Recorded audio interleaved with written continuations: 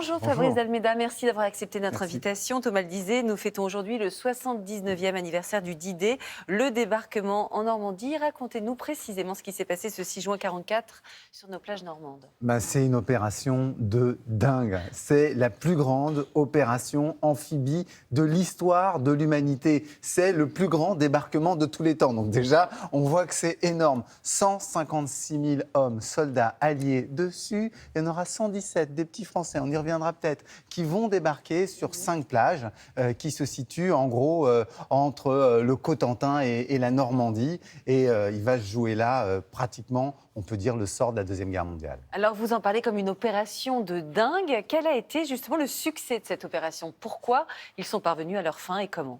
Alors, pour y parvenir, d'abord, c'est une préparation extrêmement longue. En fait, on commence à penser au débarquement dès 1941, parce que dès que les Allemands attaquent la Russie voit l'effort qu'on lui demande militaire, et elle demande aux Alliés, aux Américains, aux Britanniques, de l'aide. Il faut ouvrir un deuxième front. Donc, l'idée du deuxième front, elle est assez ancienne. Et on se dit, mais comment est-ce qu'on va pouvoir le tester? Les Anglais tentent de le faire avec un petit débarquement à Dieppe. Il y a le débarquement en Afrique du Nord en novembre 1943, puis en Sicile. Mais ça ne suffit pas pour mobiliser assez de troupes allemandes. Donc, il faut ce grand débarquement allié en Normandie. Et donc, il va falloir, pour le faire, réaliser plein d'opérations. Si vous voulez, c'est des poupées gigognes. Le débarquement, c'est ce qu'on appelle l'opération Overlord. Ouais. Mais à l'intérieur, il y a le débarquement lui-même. Mais il y a des opérations aussi de tromperie, dont l'opération Fortitude, faire croire qu'on va débarquer dans le Pas-de-Calais, pour que les Allemands mettent des armées de réserve dans cette région-là. Exactement. Et puis, il va falloir des parachutistes, 30 à 40 000 parachutistes qui vont sauter sur la France.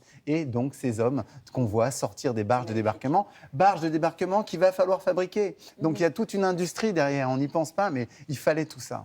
Alors, il y a quand même eu quelques ratés. On pense évidemment à Omaha Beach. Je vais y arriver.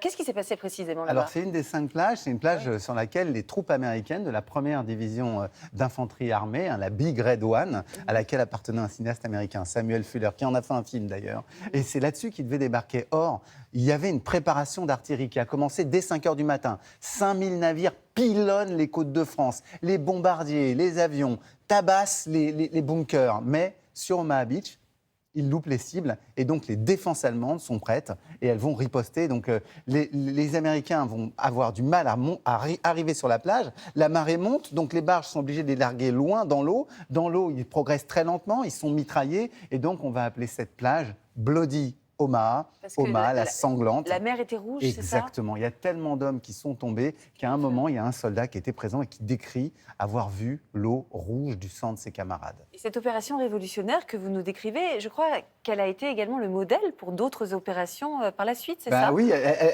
on a expérimenté ça auparavant. On l'a vu en Afrique du Nord, en Sicile. Et il va falloir faire le grand débarquement au Japon aussi. Ouais. On va le faire. Il va falloir pour nous, Français, après la Deuxième Guerre mondiale, on va vouloir faire une intervention à Suez. Et notre modèle, ce sera un petit peu le débarquement. Les parachutistes, on envoie ensuite les troupes de marine et hop, on y va. Donc ça change en fait la logique stratégique. Auparavant, il n'y avait pas eu de grands débarquements comme ça. Il y avait eu bien sûr les Américains, rappelez-vous, en 1917 pour la Première Guerre mondiale, mais ils sont arrivés par des ports où il y avait des troupes françaises qui les attendaient. Ensuite, on les acheminait vers le front. Là, c'est la première fois qu'on tabasse comme ça en direct. Et donc, ça va rester un modèle très important, un modèle auquel, il faut bien le dire, les Chinois pensent en ce moment, parce que si jamais ils décident de faire leur invasion de Taïwan, ce sera un débarquement d'une ampleur similaire. Ils se caleraient sur cette opération.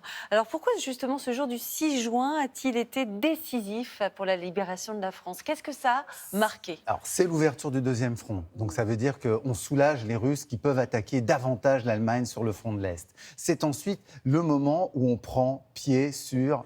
Alors, ce n'est pas tout à fait le seul sol sacré de la patrie, puisqu'on avait déjà libéré la Corse. Oui. Mais tout de même, c'est le moment où on est dans l'Hexagone, où on va pouvoir libérer Bayeux, on va pouvoir libérer Caen. Bayeux, où le général de Gaulle va se rendre, va faire un discours qui sera vraiment symbolique de la libération nationale. Et c'est le moment, au fond, où on se reprend à nous-mêmes et où on sent que l'histoire est en train de tourner, que la France va être libérée. Imaginez, 2 mois plus tard, Le À 20 Paris. août, et ouais, le Ils arrivent 20 à août, Paris. insurrection parisienne. Le 26, Paris est libéré. De Gaulle défile, c'est un truc de dingue. Enfin voilà, c'est vraiment une opération qui change la Vous guerre. racontez l'histoire divinement, on vit le débarquement avec vous, Fabrice.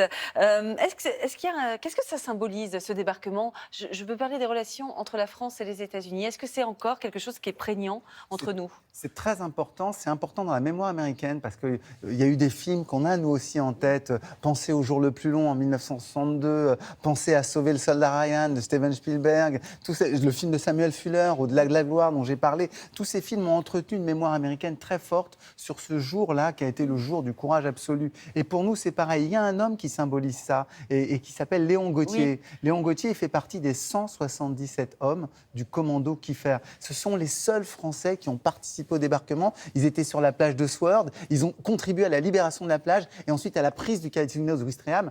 Le jour du débarquement, cette unité-là perd 10 hommes et dans les jours qui suivent, encore 10 hommes. C'est vraiment des commandos, ils ont pris le premier choc de plein fouet. Donc voilà, c'est un moment où les Américains ont partagé avec nous l'alliance et la confiance. Parce que derrière, en fait, ce que font les Américains, c'est qu'ils avaient prévu un gouvernement d'occupation. Oui. Eh bien non, ils ne vont pas le mettre en place. Ils vont laisser notre gouvernement, le gouvernement provisoire de la République française, emmené par le général de Gaulle, reprendre le pouvoir, distribuer sa propre monnaie et en gros, ils vont nous permettre d'exister. Donc, ils sont conduits en alliés et pas justement en dominateurs. Et au fond, c'est ça que symbolise le D-Day, c'est cette confiance, cette alliance, cette amitié. Et encore hier, il y avait 40 soldats américains, des vieux GIs, des vétérans de la Deuxième Guerre mondiale qui étaient là, dont 6 qui étaient là le jour J. Incroyable. Et un qui était sur Utah et qui avait contribué justement à cette libération de la France. Donc voilà, c'est très très fort. Eh bien, merci beaucoup Fabrice d'Almeida de nous avoir fait vivre ce jour J, ce 6 juin 1944. On reparlera avec vous du 80e anniversaire qui aura lieu l'année prochaine. Ça et va à mon être avis, massif, ça va être massif, exactement. Extraordinaire. Merci beaucoup. Vous nous avez donné à voir vraiment ce débarquement. Vous nous avez embarqué. Merci beaucoup à vous.